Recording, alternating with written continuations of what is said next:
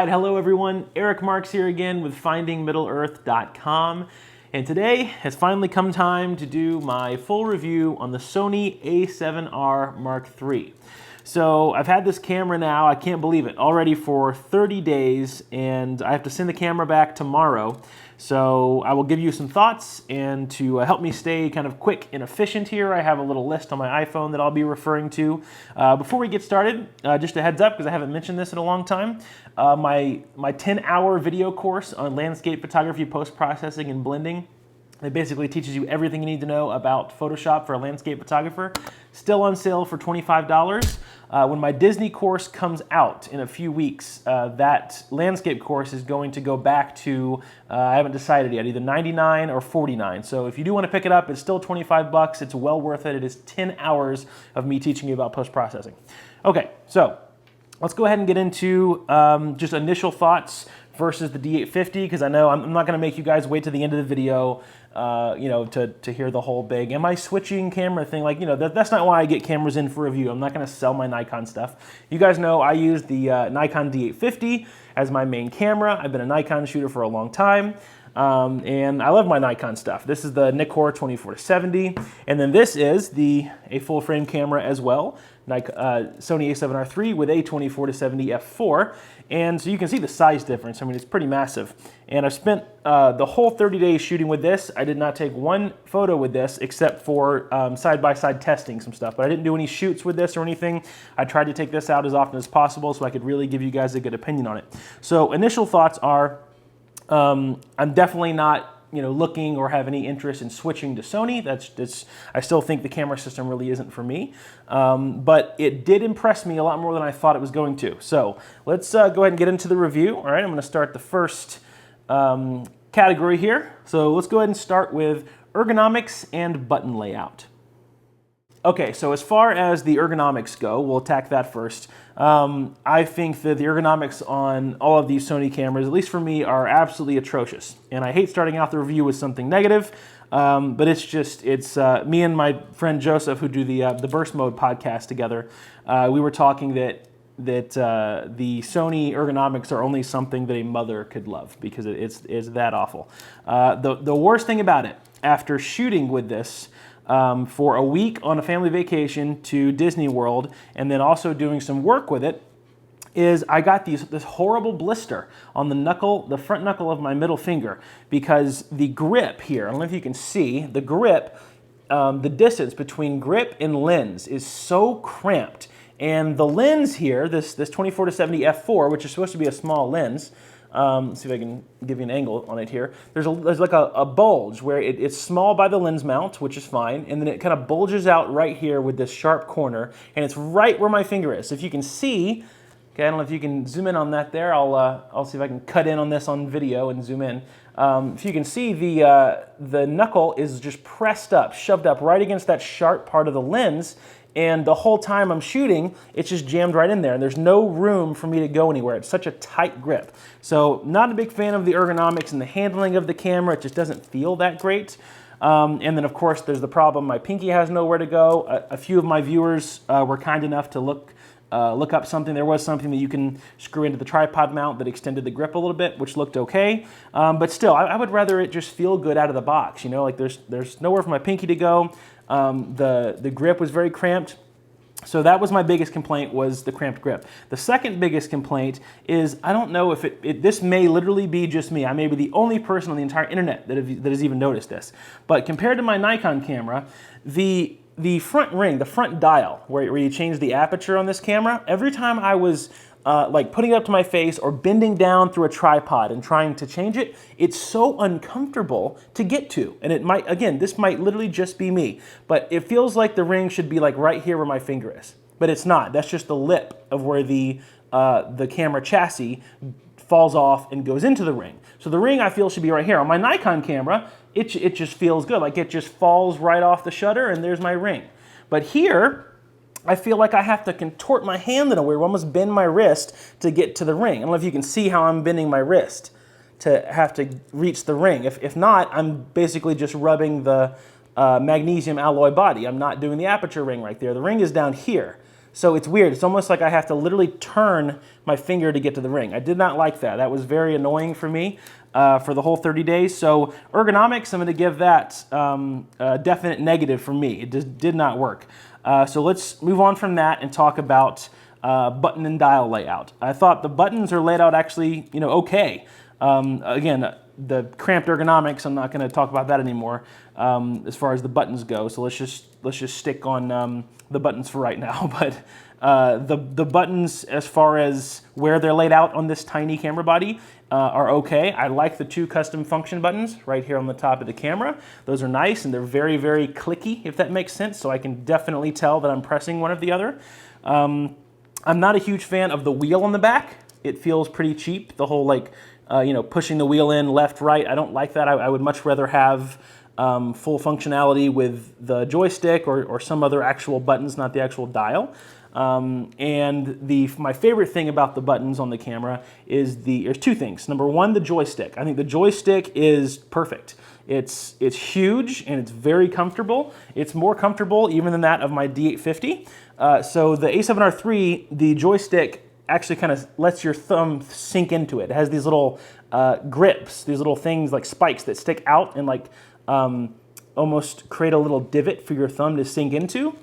Whereas the D850, which is my main camera, it just has kind of a spiky pattern, like a bunch of tiny little spikes. So there's nothing for your thumb to sink into. It's definitely grippy and it's not bad, but it doesn't feel as nicely made, as nicely built as the A7R III joystick, and it's not as easy or as comfortable to move around. I definitely like the joystick on this. It's probably my favorite thing about the camera usability-wise is the joystick feels like it could be beaten to death and not break, and it's also very, very comfortable. My thumb sinks into it from any angle. A big pro there for the buttons. I like that. Again, as far as just the overall layout, I didn't have a huge problem. I really like that the memory card door opens with this little switch. It's just like a little switch and it flings open. I like that I don't have to on all the Nikons and the Canons, you have to slide it up and let it go kind of a thing. I like that I can just hit the switch and it just flicks out and I flick it back in and I'm good to go.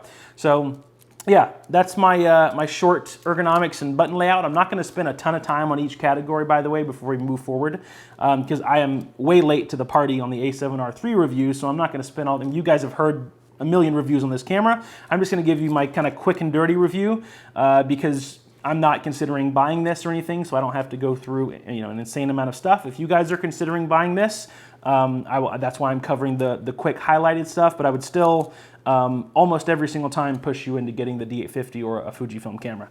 But this is a very, very good camera. It did impress me, so we'll continue talking about it. There you go. Ergonomics and button dial layout. I like the buttons and the dials for the most part. Ergonomics suck. That will wrap up that category. Let's go ahead and move on to the next one. Battery life. Okay, so here's where I have some more positive things to say about this camera. The battery life on these cameras, on Sony cameras, Fuji cameras, any kind of mirrorless camera has always been kind of negatively talked about. They're not, mirrorless cameras aren't known for their great battery life. So when I was taking this to Disney World and on vacations and on landscape shoots, I was a little worried that I only had one battery. B&H Photos, sent this out for me to review, and they didn't send me a bunch of batteries with it, so I just got this one battery that came with it. And I was a little worried about that at first. Well, let me tell you that the first 3 full days that I was on vacation with my family in Disney, and I do a lot of shooting, I was on 64% battery life after 3 full days of shooting in the parks. That kind of blew my mind. Because I shot a lot. I did a mixture of video and photos, and I did some tracking where I held down and did some higher frames per second shooting, and I was impressed. So the battery life is super impressive. At the end of the day, I would say that you could probably get away with most things, except for a wedding maybe, with most days of shooting with just one battery, which is really impressive. I really liked that because my X-T2 and other mirrorless cameras that I've used in the past, I've always wanted to take at least like a minimum of 3 batteries if I were to go out on a day of shooting. My minimum is always 3, but this one I was pretty comfortable just taking 1. It lasted me the first 3 days that I was in Disney, and then I think I only charged it twice while I was there for the whole 8 days, and then I came home and I spent a few days in the mountains. shooting waterfalls in the hot and in the cold and going back and forth, and got a little wet, and it just powered on right through it. So the battery was it was really good. I charged it when I left, and after 3 days in the mountains, I came back and it was on like 20%. So it needed to be charged, but again, I did that on one battery charge. So battery overall really impressed me. There's no use in spending any more time on the battery life, so let's get on to the next category here. Menu system. All right, so here's where we might have to go back into the negatives again. The menu system. This is one of the things about Sony cameras that a lot of people typically complain about. I was just lost. I could run through my Nikon menu system in my sleep because I've been using them so long, but when I got my first Fuji camera, and when I've used other cameras, I've used Panasonic cameras, I've used Canon cameras, I can typically figure out the menu system and the way it works in about 10 minutes. I mean, sometimes even less. I can typically figure out the flow. This menu system just killed me. I should have spent more time the first 2 days before my vacation figuring out how I wanted everything set up. It's just a mess, in my opinion. Of course, I could get used to it, and over time I could work this camera in my sleep, but it's not friendly. It's not user-friendly at first. This is very much feels like just a cluttered menu system.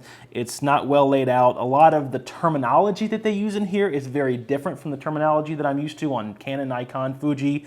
It's just very strange that where certain things are put in the certain categories of the menu system. And it's almost like everything that I think I can probably do with a physical button, I have to dig into the menu for. And then there's some people, I posted an Instagram story about this while I was in Disney World, and a couple of Sony shooters replied on Instagram and they said, well, hey, you can assign this to a custom function button. And I was like, oh, great. Would you mind telling me how to do that? And it was unbelievable. They were like, yeah, we'll tell you how to do it. It was like step 1, go to this menu, and then go to page 4, and then go to this menu, and then custom function button, and then scroll down. And it was like 15 steps just to assign something to a custom function button. At that point, I was like, okay. Sure, it's cool, you can do it to the custom function button, but this is my whole point. It takes 25 million steps to get to anything to where I can actually, use it correctly in the menu system. So, yeah, menu system I was not a big fan of overall. I'm not going to say it's good or bad because I guess it's all personal preference on how you like the flow of a menu system to go, right? Some people like Sony, some people like Nikon, and the way some people like Android, and some people like iOS. It just depends on how you like your menu setup. But I can't imagine that anyone would prefer something like this. It just feels so cluttered to me. So there you go. That's menu system. No use in spending a ton of time talking about that. I am not a big fan. Let's go ahead and move on to the next category, autofocus. All right, so this is where the camera impressed me some and let me down some. Autofocus, I was expecting this to be pretty good. Now, I'm coming from my D850, which is just insane at autofocus tracking and autofocus accuracy and pretty much shooting in the dark. It's so good at that. So I was curious to put this to the test. So in my 30 days of use, I shot in great light, I shot in indoor lighting, I shot in at nighttime and low light and golden hour and all these kind of things. So I really tried to put it to the test.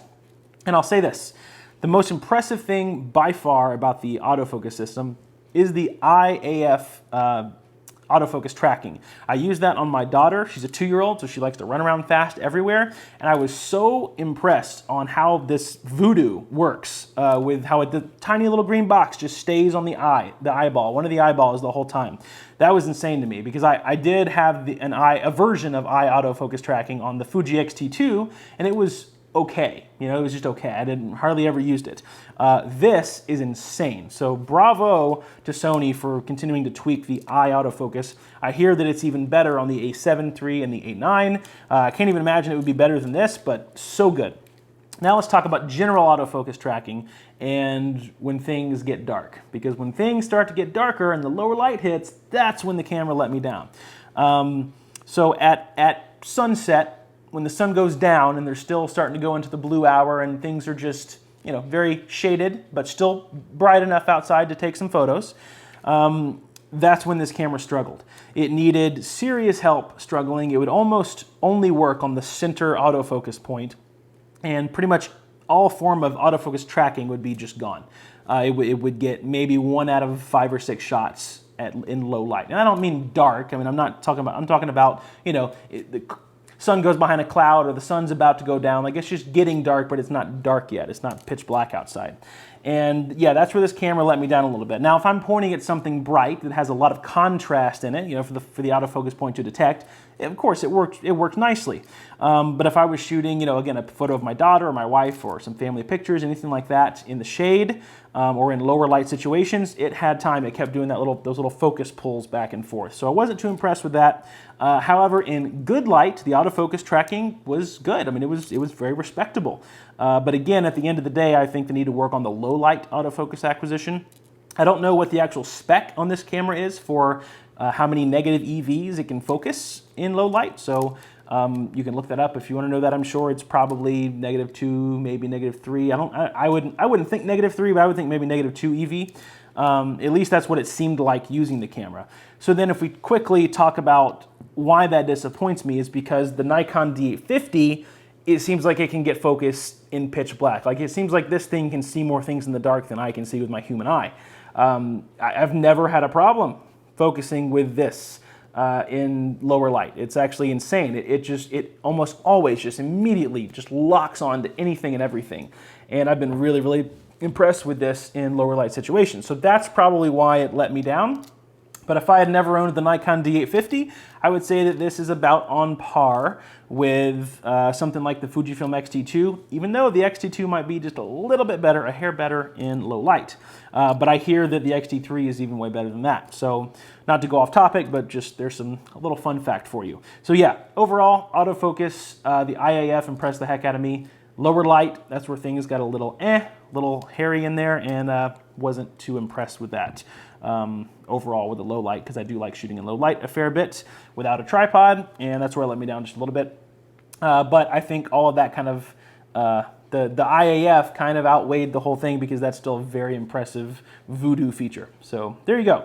That'll wrap up autofocus. Let's go ahead and move on to the next category, which is dynamic range. All right, so this is where things take a bit of an upturn again. I know this review has been like an emotional roller coaster. It just keeps going like this and like this. So here we go. We're gonna go on an uptick again. The dynamic range of this camera is freaking phenomenal.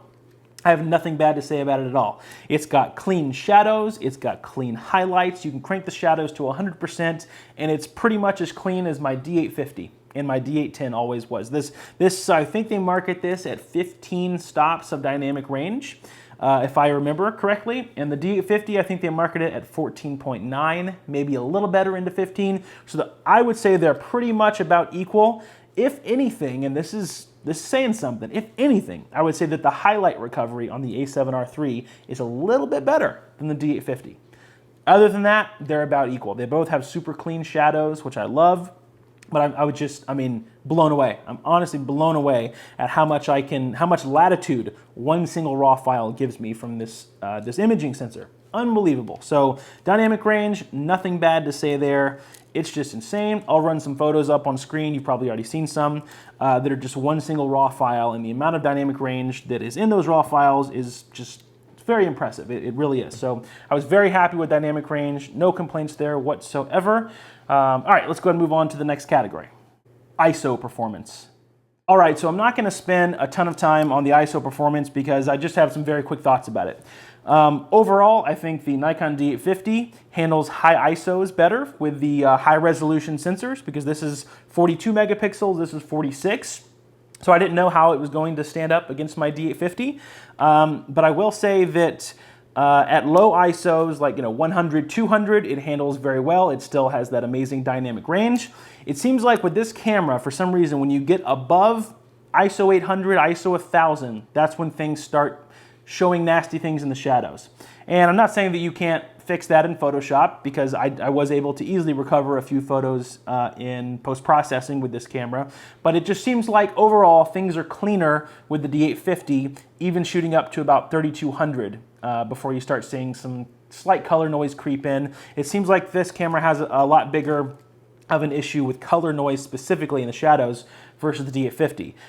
But if you're in good light, you know, if you're in light where the sun is still out or the sun is setting, I think this is great. But I would say in times like that, lean on the in-body image stabilization, because that is where this camera shines. If you're not shooting something, you know, a subject that's moving, if you just want to take a picture of a stationary subject, then don't crank your ISO up. You know, leave it low, and you can get a usable photo of this. I mean, I took a shot of this camera while I was in Disney at almost 1 second, like a 1 second photo, just holding it so still up against my body, and it was sharp. It was sharp. I just put it on continuous shooting and took like 4 photos, and like I think like photo number 2 or 3 was the sharp one. So yeah, I would say lean back on the ISO and trust more of the in-body image stabilization, because that's where this camera is going to shine over this one.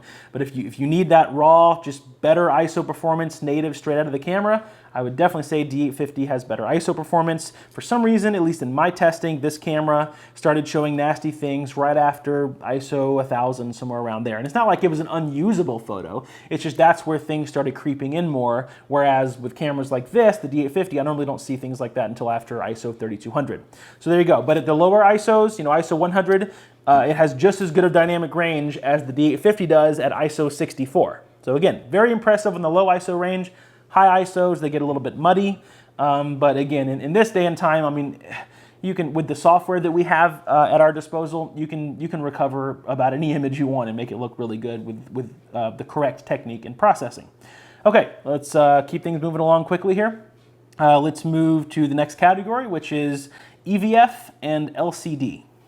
All right, so as far as the electronic viewfinder and the LCD go, the viewfinder is okay. It's not the best EVF I've used. The best EVF I've used to date is the X-T2. It's just like looking into a big screen TV. It's not laggy. Not that this one's very laggy. There's just something about it that it's not very comfortable putting my eye up to.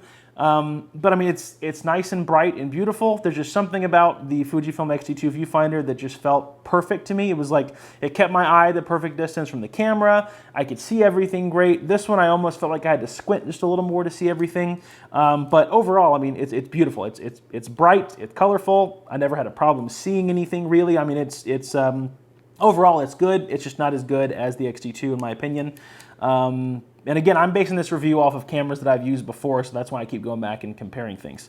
The LCD is nice. There is definitely some glare in direct sunlight, but there was enough contrast there in the screen where I could still, you know, compose my shots and see basic, you know, my basic composition. The touch screen is where it kind of fell apart for me.